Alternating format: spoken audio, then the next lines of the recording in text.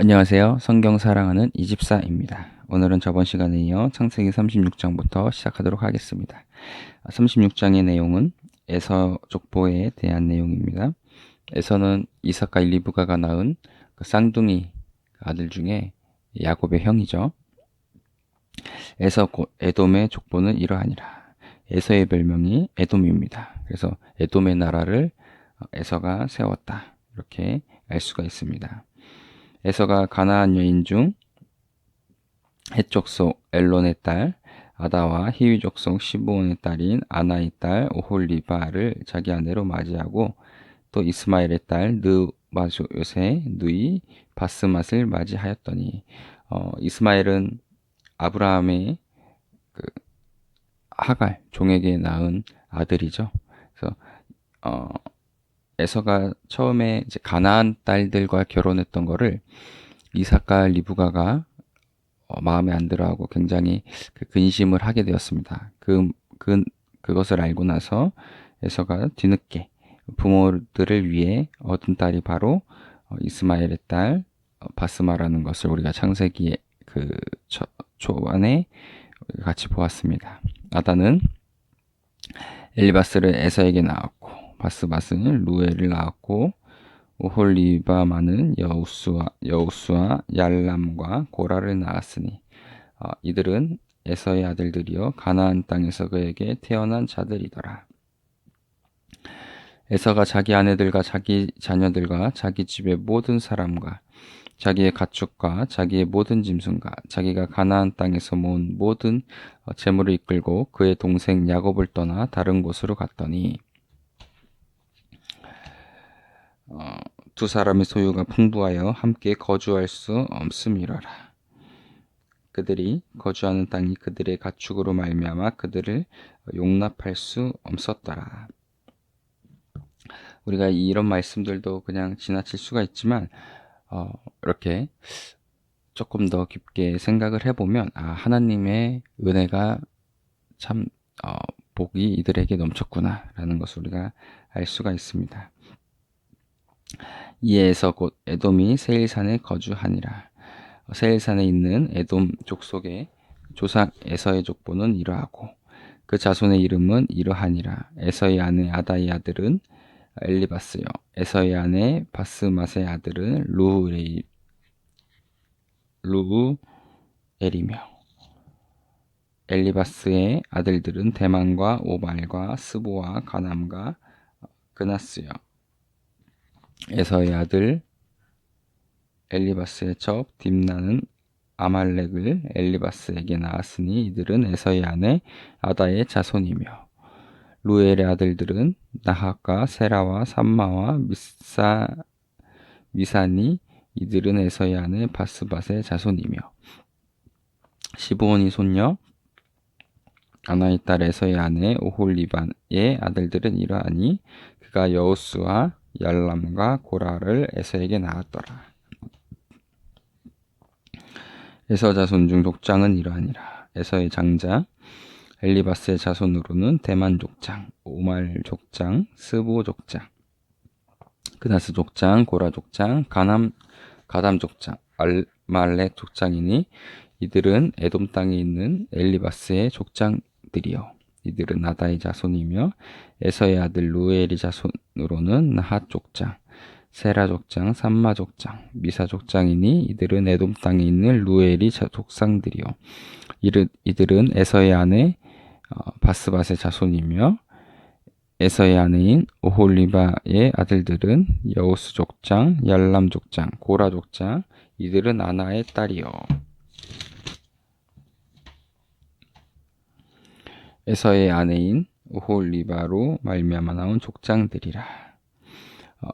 에서 곧 에돔 자손으로서 족장된 자들이 이러하였더라. 그래서 그 세 명의 아내들로부터 얻은 이렇게 족장들의 그 계보들이 나왔습니다. 그 땅의 주민 호리 족속 세일의 자손을 로단과 소발과 시몬과 아나와 디손과 에셀과 디산이니 이들은 에돔 땅에 있는 세일의 자손 중 호리 족속의 조상들이요. 그 에돔 땅에 세일의 자손도 같이 거주를 하였습니다. 그들의 또 족보들이 나옵니다. 로단의 자녀는 호리와 헤맘과 로단의 누이 딥나요. 소발의 자녀는 알왕과 마나핫과 에발과 스보와 오나미요. 시브온의 자녀는 야아와 아나며 이 아나는 그 아버지 시브온의 나귀를 칠 때 광야에서 온천을 발견하였고,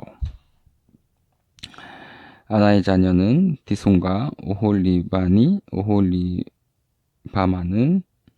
아나의 딸이며, 디손의 자녀는 햄당과 에스방과 이드랑과 그란이요.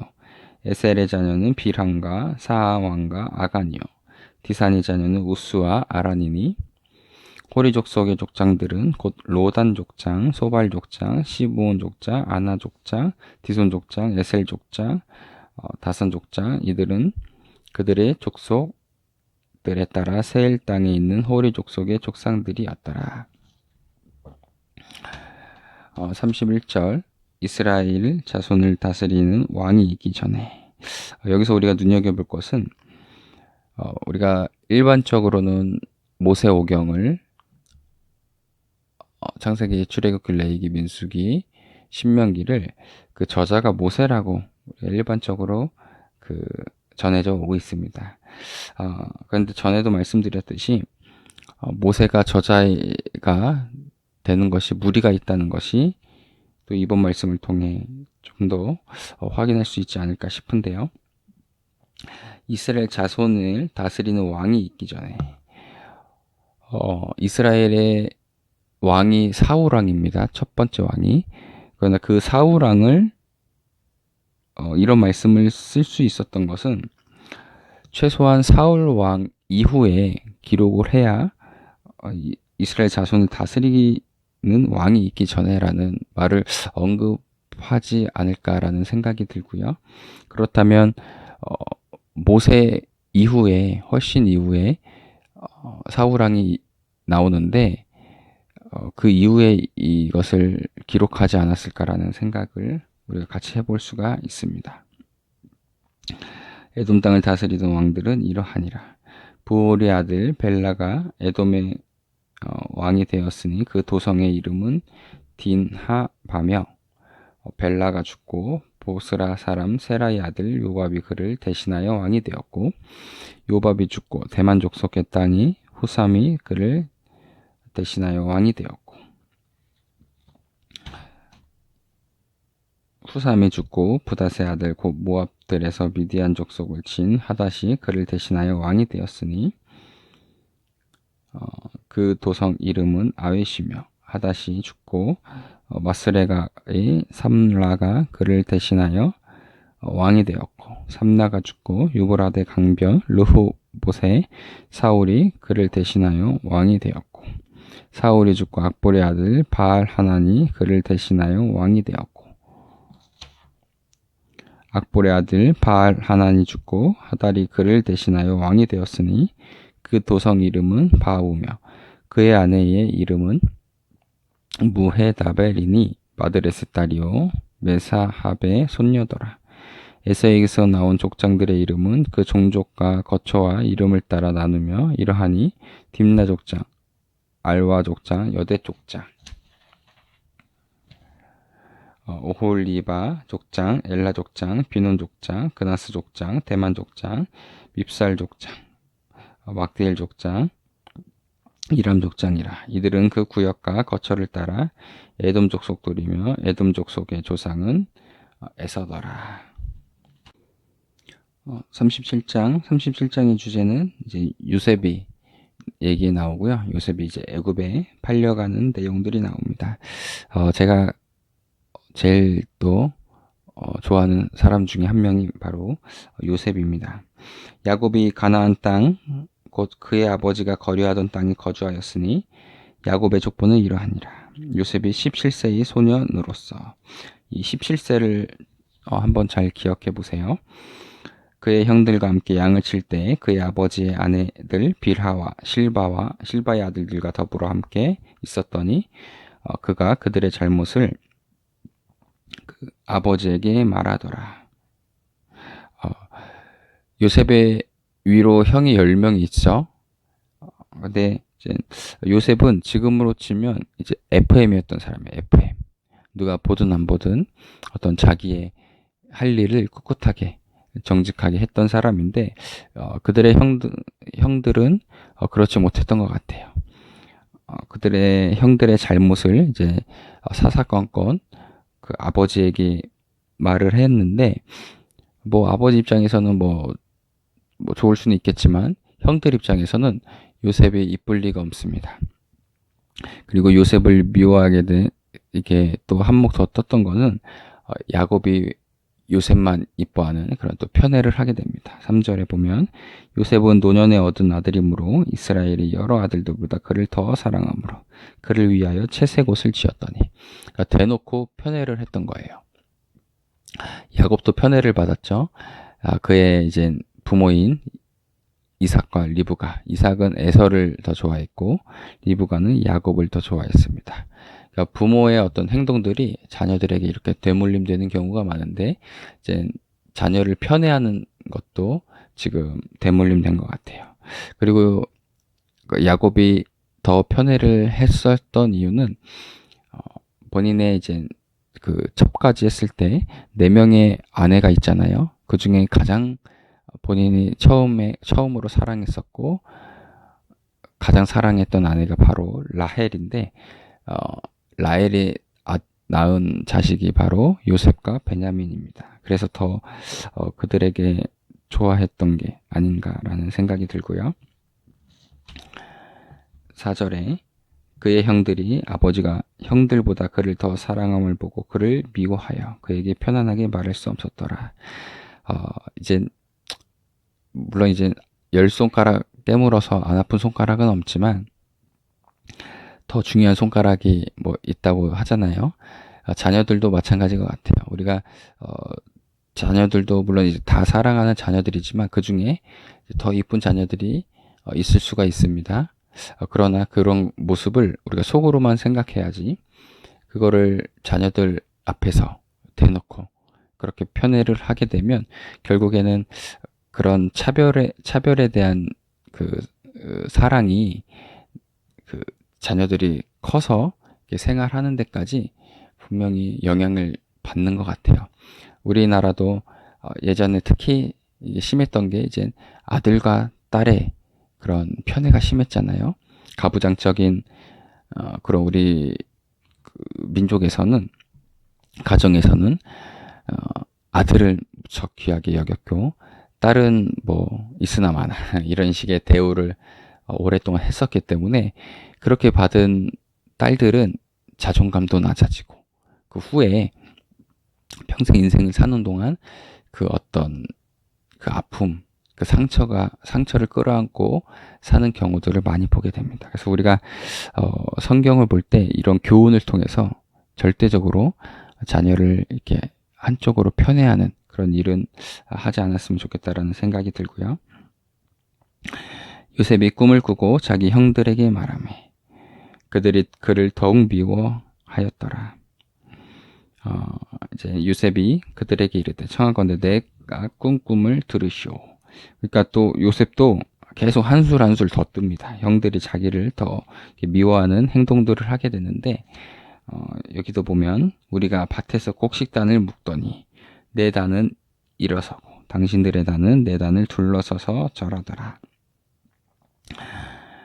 그의 형들이 그에게 이르되 네가 참으로 우리의 왕이 되겠느냐 참으로 우리를 다스리게 되겠느냐 하고 그의 꿈과 그의 말로 말미암아 그를 더욱 미워하더니 요셉도 이런 꿈을 꿨을 때 혼자 간직하면 더 좋을 텐데 아니면 아버지에게만 따로 이렇게 얘기했어도 됐을 텐데 형들 앞에서 버젓이 난 이런 꿈을 꿨다 이렇게 또 얘기를 합니다. 요셉이 다시 꿈을 꾸고 그의 형들에게 말하 이르되 내가 또 꿈을 꾼 중 해와 달과 11별이 내게 절하더니라. 누가 봐도 형들이 나한테 절한다. 이런 뉘앙스가 다 담겨져 있죠. 아니라 그가 그의 꿈을 아버지와 형들에게 말하매 아버지가 그를 꾸짖고 그에게 이르되 네가 꾼 꿈이 무엇이냐? 나와 내 어머니와 내 형들이 참으로 가서 그 땅에 엎드려 내게 절하겠느냐? 그의 형들은 시기하되 그의 아버지는 그 말을 간직해 두었더라.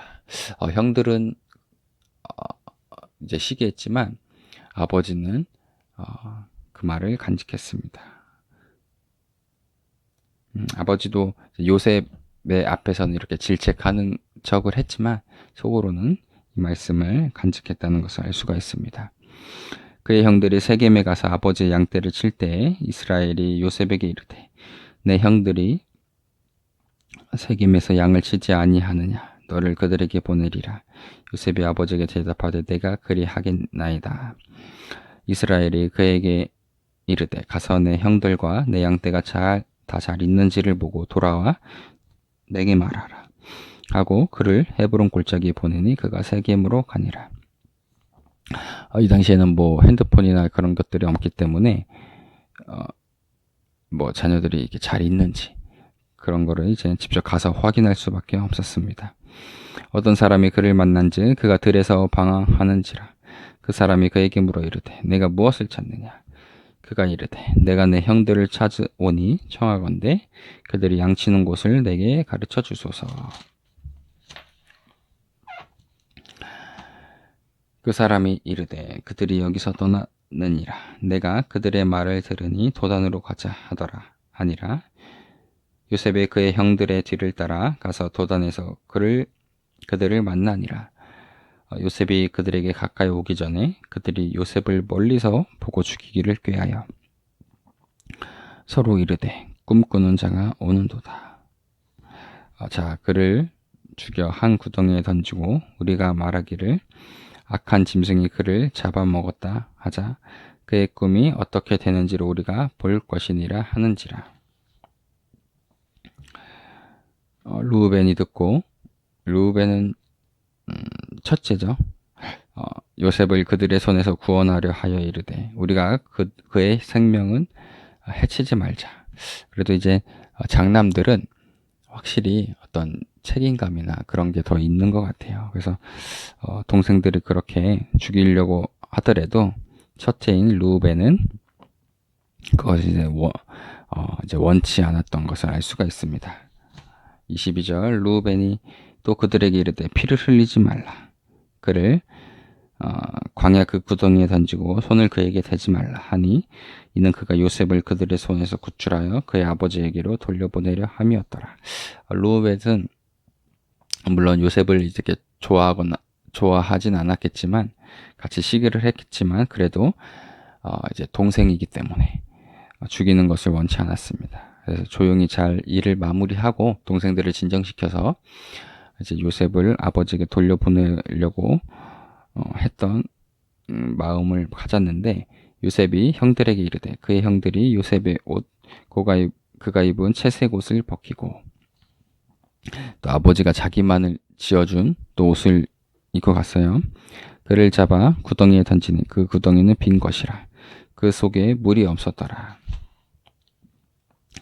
그들이 앉아 음식을 먹다가 눈을 들어 본즉 한 무리의 이스마엘 사람들이 길르앗에서 오는데 그 낙타들이 향품과 유향과 몰약을 싣고 애굽으로 내려가는지라. 유다가 자기 형제에게 이르되 우리가 우리 동생을 죽이고 그의 피를 덮어둔들 무엇이 유익할까? 자 그를 이스마엘 사람들에게 팔고 그에게 우리 손을 대지 말자.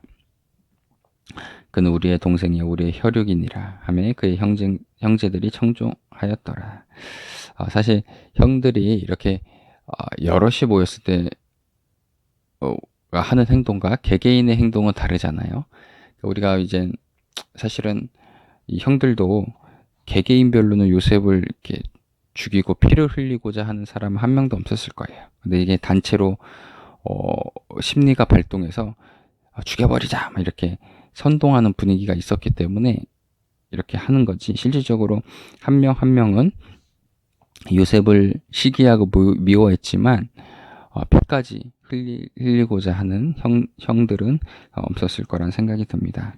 28절. 그때 미디안 사람 상인들이 지나가고 있는지라 형들이 요셉을 구덩이에서 끌어올리고 은 20회 그를 이스마엘 사람들에게 팔매 그 상인들이 요셉을 데리고 애굽으로 갔더라. 이때 요셉의 나이는 우리가 창세기 2절에 봤죠. 2절이었나요? 네, 2절에 보면은 17세였다는 것을 우리가 알 수 있습니다. 17세면 지금으로 치면은 이제 고등학생이죠. 고등학교 1학년의 나이였습니다. 루후벤이 돌아와 구덩이에 이르러 본즉 거기에 요셉이 없는지라 옷을 찢고 루후벤은 이제 애굽에 팔려나간 거를 지금 상황을 모르고 있는 거예요. 이제 잠깐 갔다 왔는데 이제 그 요셉이 없던 거죠. 아우들에게 되돌아가서 이르되 아이가 없도다. 나는 어디로 갈까? 그들이 요셉의 옷을 가져다가 순념소를 죽여 그 옷에 피를 적시고 그 채색 옷을 보내어 그의 아버지에게로 가지고 와서 이르기를 우리가 이것을 발견하였으니 아버지 아들의 옷인가 보소서 하매 아버지가 그것을 알아보고 이르되 내 아들의 옷이라 악한 짐승이 그를 잡아먹었도다. 요셉이 분명히 찢겼도다 하고 자기 옷을 찢고 굵은 배로 허리를 묶고 오랫도록 그의 아들을 위하여 애통하니 얼마나 슬펐을까요? 예. 그 많은 자녀 중에 가장 또 사랑했던 요셉이 또 본인이 시켜서 형들에게 이렇게 보냈는데 본인의 어떤 그 심부름을 하다가 또 이런 사고가 난 걸로 생각을 하게 되니 그의 또 이렇게 슬픔이 훨씬 더 배가 되고 또 본인의 어떤 행동에 대한 또 자책도 많이 했을 것 같습니다. 그의 모든 자녀가 위로하되 그가 그 위로를 받지 아니하여 이제 너무나 슬펐기 때문에 위로가 안 되는 거예요. 우리도 주위에 보면 이런 비슷한 아픔을 겪은 분들이나 또 이처럼 큰 어떤 아픔이나 그런 시련이 있을 때 우리가 보통 위로하잖아요. 그럴 때 많은 사람들이 그러니까 너무 쉽게 위로를 하는 경향이 있어요. 뭐 이건 다 하나님 뜻일 겁니다. 뭐 이런 말이라든지 더 좋은 일이 뭐 있을 겁니다. 이런 말씀은 사실 그런 사람들에게 위로가 되지 않는다는 것을 우리가 알 수가 있습니다. 그죠? 그런 사람들에게 오히려 그런 말로보다 그냥 가서 손을 잡아준다든지 한번 안아준다든지 오히려 그런 같이 그들의 어떤 아픔을 우리가 함께하는 것이 더 위로가 되지 어떤 말로 그들의 아픔을 위로하려고 애쓰는 것은 안 하는 것이 오히려 더 나을 수가 있습니다.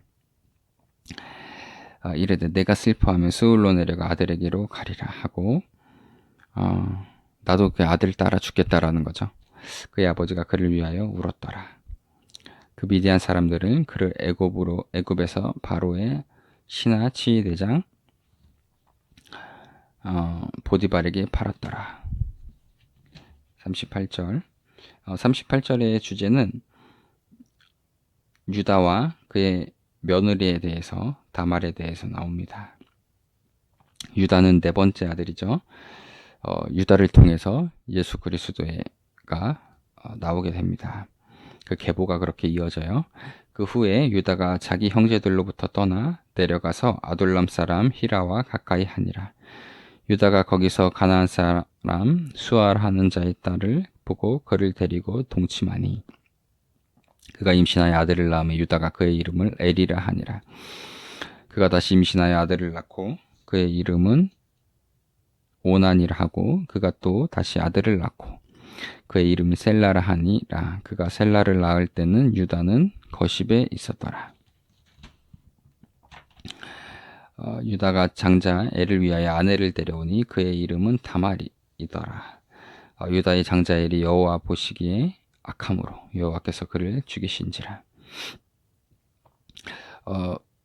유다가 장가도 들고 또 장가도 들고 자녀들도 키웠고 또 자녀들을 장가 보낼 정도로 키웠다는 것은 자기 형제들로부터 떠나서 꽤 오랫동안 수십 년 동안 살았던 것을 알 수가 있습니다.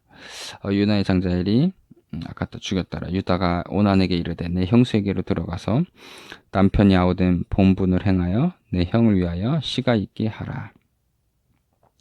이 당시에는 형이 먼저 죽게 되면 이제 아우가 그 형수에게 들어가서 이제 형의 후사를 잇는 그런 결혼의 의무가 있었습니다. 오난이 그 씨가 자기 것이 되지 않을 줄 알므로 형수에게 들어갔을 때 그의 형에게 씨를 주지 아니하려고 땅에 설정하며 이제 지뢰 사정을 한 거죠.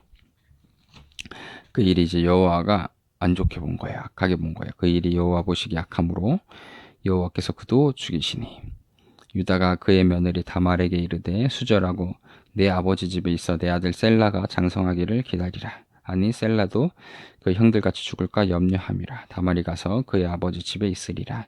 원칙대로라면 이제 셀라도 다말에게 줘야 되는 것인데 주지 않고 있어요. 얼마 후에 유다의 아내 수알의 딸이 죽은지라. 이제 유다의 그 아내가 죽은 거죠.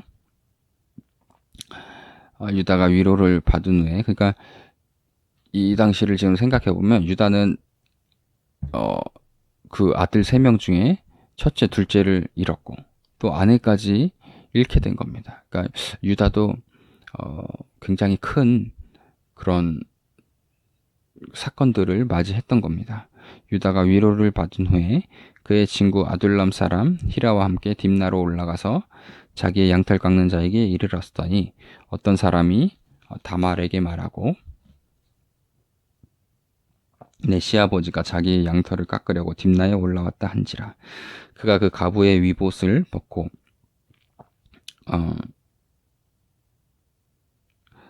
너울로 얼굴을 가리고 몸을 휩싸고 딥나 길 곁 에나임 문에 앉으니 이는 셀라가 장성함을 보았어도 자기 일을 그의 아내로 주지 않았으므로 말미암음이다. 셀라가 이게 다 컸는데도 주지 않았던 것 같아요.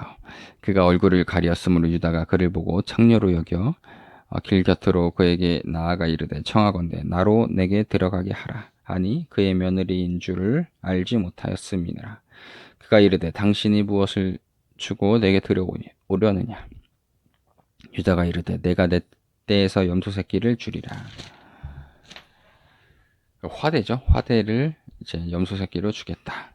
얘기한 겁니다. 그가 이르되 당신이 그것을 줄 때까지 담보물을 주겠느냐. 이제 그 다말은 다 계획이 있었던 거예요. 이렇게 하는 행동들이. 유다가 이르되 무슨 담보물을 내게 주랴. 그가 이르되 당신의 도장과 그 끈과 당신의 손에 있는 지팡이로 하라. 유다가 그것들을 그에게 주고 그에게로 들어갔더니 그가 유다로 말미암아 임신하였더라. 며느리를 임신시킨 거죠. 그가 일어나 떠나가서 그 너울을 벗고 과부의 이복을 도로 입으니라. 유다가 그 친구 아둘람 사람의 손에 부탁하여 염소 새끼를 보내고 그 여인의 손에서 담보물을 찾으려 하였으나 그가 그 여인을 찾지 못한지라. 그가 그곳 사람에게 물어 이르되 길곁 에나임에 있던 창녀가 어디 있느냐. 그들이 이르되 여기는 창녀가 없느니라. 유다도 꽤 당황했겠죠. 그가 유다에게로 돌아와 이르되 내가 그를 찾지 못하였고 그곳 사람도 이르기를 거기에는 창녀가 없다 하더이다 하더라. 유다가 이르되 그로 그것을 가지게 두라. 우리가 부끄러움을 당할까 하노라. 내가 이 염소 새끼를 보냈으나 그대가 그를 찾지 못하였느니라. 석 달 후에 어떤 사람이 유다에게 일러 말하되 내 며느리 다말이 행음하였고 그 행음함으로 말미암아 임신하였느니라. 유다가 이르되 그를 끌어내려 불사르리라. 이 불사른다는 건 화형이잖아요. 율법에서도 그러니까 이 불사른다는 것은 율법에서도 도저히 이제 용납할 수 없는 이제 극악한 범죄자에게 적용했던 게 바로 화형입니다. 예를 들면 이제 제사장의 딸이 매춘에 관여했거나 뭐 근친상간의 경우에만 내려진 아주 이제 율법 중에서도 이게 흔치 않은 그런 그게 적용됐던 게 바로 화형이에요. 25절에 여인이 끌려나갈 때 사람을 보내어 시아버지에게 이르되 이 물건 임자로 말미암아 임신하였나이다. 그 다말은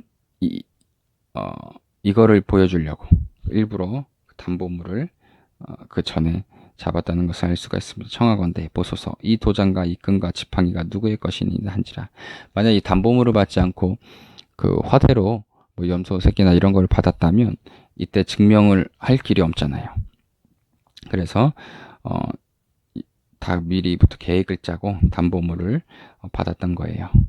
26절 유다가 그것들을 알아보고 이르되 그는 나보다 옳도다 인정을 해버리죠. 내가 그를 내 아들 셀라에게 주지 아니하였음이로다 하고 다시는 그를 가까이 하지 아니하였더라. 본인의 이제 셀라를 주지 않았던 잘못을 이제 깨닫게 됩니다. 그리고 인정을 하게 되죠. 27절 해산할 때 보니 쌍태라. 야곱처럼 쌍태로 임신이 돼요. 해산할 때 손이 나오는지라 산파가 이르되 이는 먼저 나온 자라 하고 홍색 실을 가져다가 그 손에 메었더니 이렇게 먼저 나온 아이를 구별하기 위해서 그 손에 메었습니다. 그 손을 도로 들이며 그의 아우가 나오는지라 산파가 이르되 네가 어찌하여 터뜨리고 나오느냐 하였으므로 그 이름을 베레스라 불렀고 그의 형 그 손에 홍색 실 있는 자가 뒤에 나오니 그의 이름을 세라라 불렀더라. 그러니까 그 유다 입장에서는 이제 손자도 아니고 그 아들도 아닌 좀 애매한 그런 상황이 생겼습니다. 결국에는 이 베레스를 통해서 예수 그리스도까지의 족보가 이어지는 것을 나중에 알 수가 있습니다. 39장은 이제 다시 요셉 얘기로 다시 돌아왔습니다. 이 중간에 이제 유다 족보가 있는 것은 결국에는 후에 이제 베레스라는 인물을 또 우리가 소개를 해야 되고 그 족보들을 알아야 되잖아요. 그래서 유다의 족보가 굉장히 중요하기 때문에 여기에 이쯤에 이제 중간에 들어갔던 것을 알 수가 있고요. 요셉이 이끌려 애굽에 내려가매 바로의 신하 친위 대장 애굽 사람 보디발이 그를 그리로 데려간 이스마엘 사람의 손에서 요셉을 사니라. 친위 대장 보디발 집에 요셉이 이제 그 종으로 팔려가게 됩니다. 여호와께서 요셉과 함께 하심으로 그가 형통한 자가 되어 그의 주인 애굽 사람의 집에 있으니 우리가 이 말씀을 좀 이해를 잘 못하시는 분들도 있을 것 같아요. 아니 하나님께서 형통하게 했는데 지금 뭐 이제 노예로 팔려갔잖아요. 그게 무슨 형통한 겁니다. 그게 무슨 형통한 겁니까? 이렇게 반문을 하시는 분들도 있을 것 같습니다. 그러나 하나님의 그 형통은 우리가 꼭 우리가 생각하는 기준으로 뭐 이제 취직도 잘 되고 사업도 잘 되고 뭐 결혼도 잘 되고 자녀도 막 이렇게 공부도 잘하고 뭐 이런 것만 형통한 게 아니라요. 어떠한 우리가 고난과 역경 속에서도 하나님께서는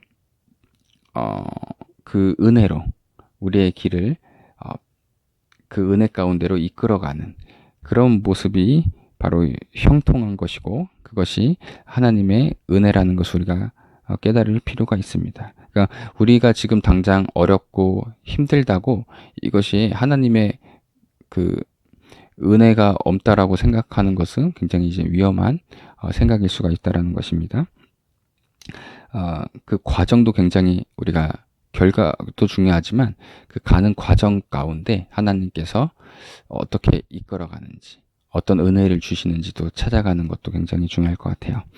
그의 주인이 여호와께서 그와 함께 하심을 보며 또 여호와께서 그의 범사에 형통하게 하심을 보았더라. 요셉이 그의 주인에게 은혜를 입어 섬김에 그가 요셉을 가정총무로 삼고 자기의 소유를 다 그의 손에 위탁하니. 사실 이것도 굉장히 놀라운 것입니다. 이방 나라에서 이렇게 들여온 노예가 그 가정에 그 모든 거를 다 위탁하고 관리를 했다라는 것은 이것은 진짜 하나님의 어떤 은혜가 아니면 있을 수가 없는 그런 일입니다. 그리고 그만큼 요셉이 지혜로웠다라는 것이고 이게 주인에게 인정을 받았다라는 거예요. 그가 요셉에게 자기의 집과 그의 모든 소유물을 주관하게 한 때부터 여호와께서 요셉을 위하여 그 애굽 사람의 집에 복을 내리심으로 여호와의 복이 그의 집과 밭에 있는 모든 소유에 미친지라. 이 복은 그 애굽 사람 보디발에게를 위한 것이 아니라 바로 요셉을 위한 복이었다는 것을 우리가 알 수가 있습니다. 주인이 그의 소유를 다 요셉의 손에 위탁하고 자기가 먹는 음식 외에는 간섭하지 아니하였더라. 물론 우리가 여기서 알아야 될 것은 하나님이 은혜로 또 하나님의 형통하심으로 이렇게 요셉이 복을 받았지만 분명한 것은 요셉은 그 복을 받을 만한 실력을 갖추고 있었다라는 것입니다. 그 가정을 모든 관리할 만한 모든 면에서 실력을 갖추고 있었다라는 거예요. 그래서 우리 그리스도인들은 이 실력을 갖추는 그 세상 사람들과 비교했을 때도 세상에서도 인정받을 수 있는 이 실력을 자기가 하는 일에 그 실력을 높이고 전문가가 되는 그런 노력이 반드시 필요하고 그것이 굉장히 중요하다는 것을 우리가 알 수가 있습니다. 하나님도 그에 맞게 우리를 복을 주시지 우리가 어떤 아무런 노력도 하지 않는 상황에서 하나님께서 갑자기 막 이렇게 주어지는 일은 거의 없다고 여러분들이 생각해도 될 것 같아요. 그리고 요셉은 용모도 아주 매우 뛰어났습니다. 용모가 매우 뛰어나고 아름다웠더라. 그 후에 그의 주인의 아내가 요셉에게 눈짓하다가 동침하기를 청하니 이제 보디발의 아내죠. 이 당시에 그 군대 장관 친위 대장이었기 보디발이었기 때문에 굉장히 직급이 고위 관료직이었던 거죠.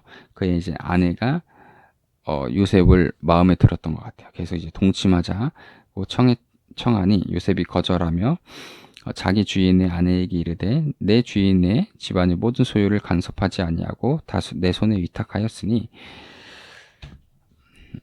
보디발이 내게 다 맡겼는데 내가 감히 어떻게 그러겠느냐 이런 내용이에요. 이 집에는 나보다 큰 이가 없으며 주인이 아무것도 내게 금하지 아니하였어도 금한 것은 당신뿐이니 당신은 그의 아내임이라. 내가 어떻게 그런 주인을 아내를 하고 범죄하겠느냐. 그런즉 내가 어찌 큰 악을 행하여 하나님께 죄를 지으리이까. 그리고 내가 믿는 하나님께 이런 죄를 지을 수 없다라는 것을 고백하는 거죠. 그럼에도 불구하고 그 여인이 날마다, 여기서 날마다죠. 매일 그냥 요셉에게 청하였으나 요셉이 듣지 아니하여 동침하니 아니할 뿐더러 이제 함께 있지도 아니하니라. 요셉이 지혜로운 거죠. 그리고 보디발이 아내라고 해서 지금 뭐 할머니가 아닙니다. 굉장히 아주 이쁜 외모로도 굉장히 아름다운 여인이었을 확률이 높고요. 그리고 이 당시에 요셉은 이제 막 혈기왕성한 그런 나이잖아요. 어떻게 보면 이제 성욕도 가장 큰 나이 때 이런 유혹이 오면 누구라도 흔들릴 수가 있을 텐데 요셉은 철저하게 지켰다라는 거예요.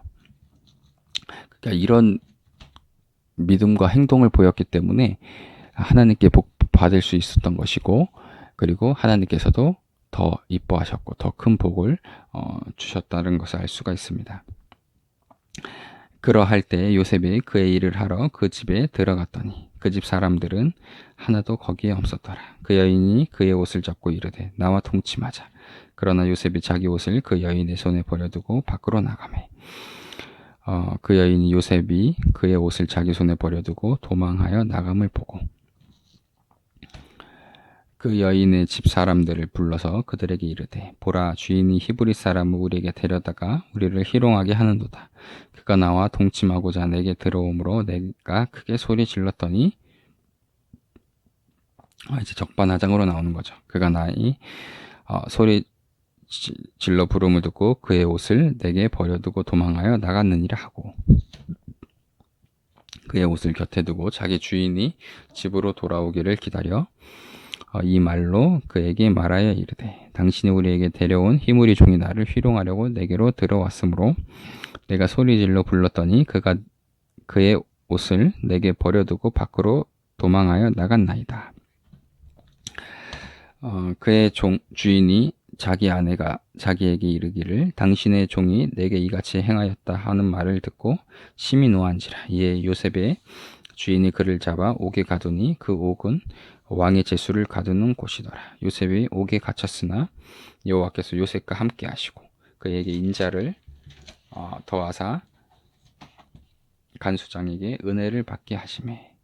하나님은 요셉이 어디에 있든지 그 안에서 누릴 수 있는 복을 주셨습니다. 간수장이 옥중 제수를 다 요셉의 손에 맡김으로 큰 재반 사물을 요셉이 처리하고 간수장은 그의 손에 맡긴 것을 무엇이든지 살펴보지 아니하였으니 이는 여호와께서 요셉과 함께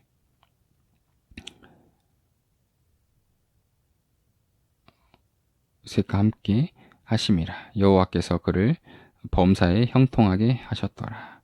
하나님은 항상 그 요셉을 형통하게 하셨고, 그리고 후에 보게 되면 지금 감옥에 간 것이 또 하나님의 뜻이라는 것을 우리가 알 수가 있습니다. 40장 그 후에 애굽왕의 술 맡은 자와 떡 굽는 자가 그들의 주인 애굽왕에게 범죄한지라. 바로가 그 두 관원장 곧 술 맡은 관원장과 떡 굽는 관원장에게 노하여 그들을 친위 제장의 집 안에 있는 옥에 가두니 곧 요셉이 갇힌 곳이라. 친위 대장이 요셉에게 그들을 수종 들게 하며 요셉이 그들을 섬겼더라. 그들이 갇힌 지 여러 날이라. 옥에 갇힌 애굽왕의 술 맡은 자와 떡 굽는 자 두 사람이 하룻밤에 꿈을 꾸니 각기 그 내용이 다르더라. 아침에 요셉이 들어가 보니 그들에게 근심의 빛이 있는지라. 요셉이 그 주인의 집에 자기와 함께 갇힌 바로의 신하들에게 묻되 어찌하여 오늘 당신들의 얼굴에 근심의 빛이 있나이까. 그들이 그에게 이르되 우리가 꿈을 꾸었으나 이를 해석할 자가 없도다. 요셉이 그들에게 이르되 해석은 하나님께 있지 아니하니까. 요셉은 어디에 있든지 항상 하나님을 인정했어요. 애굽 사람들이 하나님을 믿는 민족들이 아니잖아요. 그럼에도 자기의 하나님을 이렇게 아주 자연스럽게 또 적극적으로 당연하듯이 이렇게 소개하는 모습들이 우리가 참 배워야 할 모습이지 않을까 싶습니다. 네, 청하건대 내게 이루소서. 술 맡은 관원장이 그의 꿈을 요셉에게 말하여 이르되 내가 꿈을 보니 내 앞에 포도나무가 있는데 그 나무에 3가지가 있고 싹이 나서 꽃이 피고 포도송이가 익었고 내 손에 바로의 잔이 있기로 내가 포도를 따서 그 즙을 바로의 잔에 짜서 그 잔을 바로의 손에 들였노라. 요셉이 그에게 이르되 그 해석이 이러하니 3가지는 사흘이라. 지금부터 사흘 안에 바로가 당신의 머리를 들고 당신의 전직을 회복시키리니 당신이 그 전에 술 맡은 자가 되었을 때 하던 것 같이 바로의 전에 하던 것 같이 바로가 전직을 회복시키리니 그 전에 술 맡은 자가 되어서 하던 것 같이 바로의 잔을 그의 손에 드리게 되리이다. 다시 이제 복직을 할 거라는 것을 얘기해 주죠. 당신이 잘 되시거든 나를 생각하고 내게 은혜를 베풀어서 내 사정을 바로에게 아뢰어 이 집에서 나를 건져 주소서. 나는 히브리 땅에서 끌려온 자여 여기서도 옥에 갇힐 일은 행하지 아니하였나이다. 자기의 어떤 억울함을 호소하는 거죠. 후에 당신은 나가게 될 텐데 왕 앞에 다시 서게 될 텐데 나의 억울함을 왕에게 이제 얘기해 달라 이렇게 얘기를 합니다.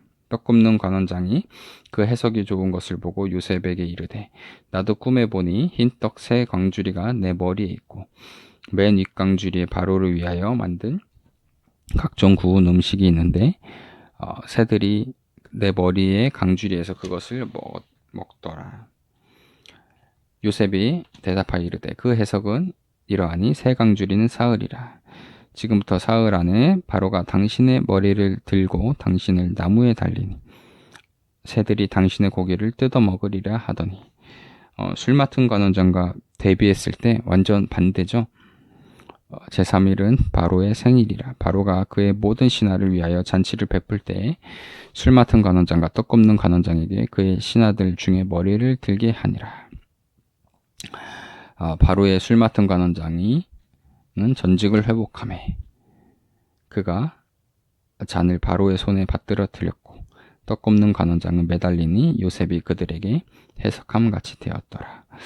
이 꿈대로 정확하게 이루어졌기 때문에, 이 해석한 대로 이루어졌기 때문에 아마 깜짝 놀랐을 거예요.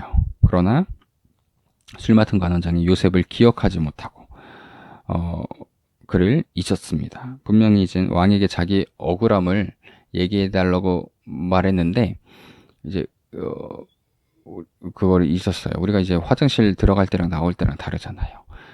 그리고 우리가 돈을 빌릴 때랑 빌리고 나서도 또 행동이 다르잖아요. 그래서 술 맡은 관원장은 이 꿈을 해석해 줄 당시에는 너무나 요셉에게 이제 고맙게 생각했을 거예요.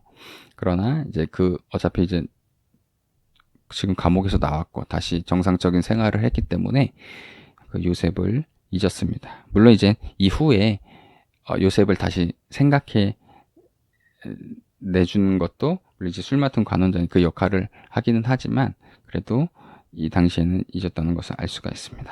오늘은 창세기 40장까지 하도록 하겠습니다. 감사합니다.